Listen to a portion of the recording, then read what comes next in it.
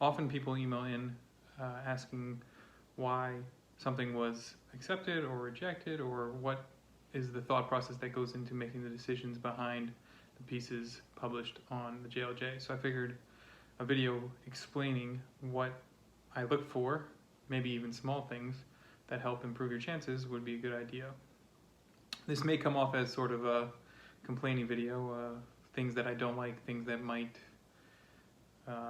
annoy me, for lack of a better term, but hopefully it serves as some sort of guidance as to why perhaps one piece gets accepted over another.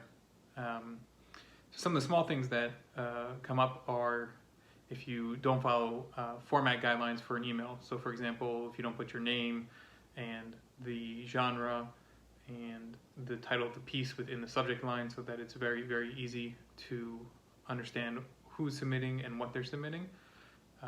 Some journals use systems that help categorize, such as submittable or other options, but as the JLJ uses an email system, simple send in your work, the easier it is to categorize and understand what's being submitted makes the editor's life easier. And of course, we're all human, so the better the editor feels when they're opening up an email or opening up a piece, the better likelihood you have of being accepted. So that's the first thing. Second thing is submitting pieces that clearly fit into the aesthetic of the journal. So many people submit things that are tangentially related or somehow related to the idea behind the journal. It's clear that they've never read any of the pieces published before, especially in their own genre. So for example, there are guidelines, of course, that you should read. You should always read the guidelines before submitting to anybody, let alone specifically our journal. But whereas, for example, in the Jewish Literary Journal, it says that you are allowed to submit a poem up to, I don't know, I forget, 100 lines or something like that. If you look at what's been submitted over the last, I don't know, umpteenth months, right? Literally the last 10 to 50 issues. I mean, we go back almost 90 issues, so you can read plenty to see what we're into. You'll see that there's never been really a poem published that's more than probably 30 lines. That's an estimate, but obviously if you get a sort of feel for what the editor's like as you see the pieces being published, you'll notice something like that is very easy to understand. Similarly, when it comes to fiction, obviously we are willing to read up to 5,000 words, but typically our pieces are much shorter. And so you could say, well, why have the guidelines that you have? Why not make it, we only publish poems up to 30 lines, or we only publish stories up to 2,000 words, why the large sort of breadth? And in some ways, you'd be right. There is sort of a focus on us being able to get as much as possible that we're willing to read, but I guess there's a distinction to be made between what we're willing to read and what we want to read. And really, what it comes down to is interest level. So if a piece is long, it has to justify that length. And if we read the first, 200 to 500 words, and all of a sudden we see that there's 5,000 more or 4,000 more, the first 500 haven't really caught us, then it's very unlikely that we're going to keep going. Whereas if it's 1,000 words and we're 200 in and it's okay, we're figuring it out, and there's only 800 more to go, so then we might actually read through to the end and get there. So that's sort of how we think of length. Length is, everything is a suggestion, but err on the side of frugality, or just frugality, being sure that everything you're sending is worthwhile. And that comes down to the professionalism with which you submit. So that comes in many ways. So one is, of course, reading the guidelines, as we've mentioned, and being within those parameters.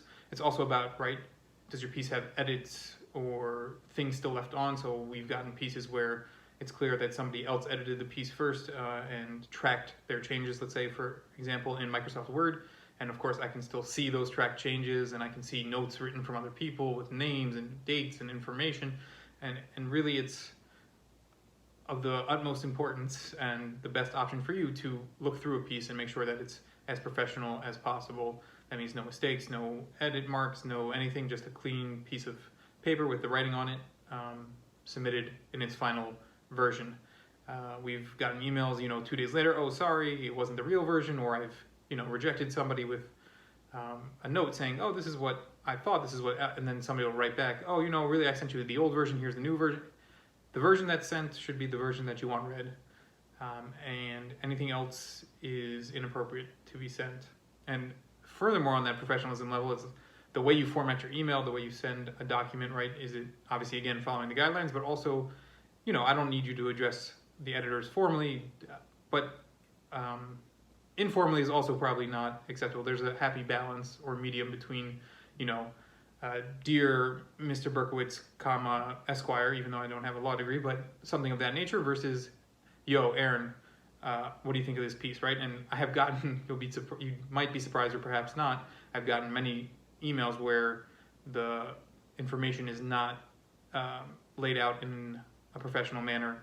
Dear so-and-so, this is the genre I'm submitting in, this is its length, these are the names of the pieces, or the name of the piece. Thank you for reading it, something like that, right? And the attachment as required. While I don't specify a thank you in the guidelines, of course, when you're submitting to a journal, making clear within your submission letter that you've read the journal before, that you've understand its premise, appreciate something that's been done, appreciate the editor's time and energy. That is, of course, goes a long way to brightening the mood of the person reading it, a person reading your email, person reading your piece. And similarly, when something is rejected, I have gotten combative emails, I'll never submit to you again, I can't believe you're doing this. I don't know, things of that nature. And of course, emails that go the other way, which is, oh, can you tell me what you did wrong? And I suppose that it is understandable why a writer would ask, what did I do wrong? How can I get better? But there is, again, another distinction to be made here between editor and publisher. And those are really two different roles. Editor is sort of an informal role that those who publish journals take on. And that sort of means that once a piece piques interest or is going to be published, typically then an editor of a journal will step in and say, oh, hey, here's what I think can be fixed to make this piece better. Typically, though, with journals, with publishers in general, editors are not looking to edit any piece that comes into the magazine, into the online magazine, into the book publishing house, whatever it is, right? Editors don't edit unaccepted pieces. And there's a reason for that. One is time. There's hundreds of submissions. I think we get literally thousands of submissions a year. So to go through each one is just a really, really big time commitment. And, we do have the option, if you want to pay for that kind of edit, we are happy to do that. It becomes a business transaction, it becomes a service offered. But just to edit because somebody submits is asking a lot of somebody who has other interests, other jobs, other things to do. Again, it's something that is not done for free, typically. So there are times where I find a piece very compelling, but for specific reasons, I'm not going to publish it. And therefore I will comment back on, what could be improved, what I might like to see. And then if those things are made, I'm happy to see a resubmission of that piece. However, typically most rejections don't come with information. And I know it's frustrating to the writer. You always want to improve. You always want to know what's going on, why it's going on. But typically in this world, it's not done for time constraints, for also artistic endeavors. Sometimes it's just a personal opinion. So it's not really worth an editor commenting back, I don't like this personally, because that has no relevance to the piece. It has relevance to whether or not you're going to get published. So it seems more hurtful than helpful to just say, oh, I don't like this, or something along the lines of, this thing rubbed me the wrong way. But again, that's a personal opinion. So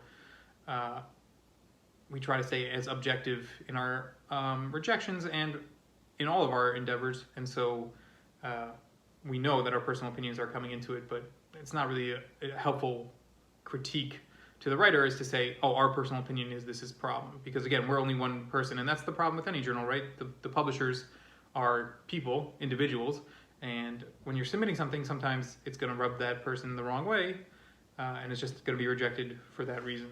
Not necessarily artistic quality or technical ability or anything, right? It's just something about it doesn't work with the editor. And so I guess that brings us to the idea of what is the JLJ looking for? What am I looking for as the editor-in-chief of the JLJ?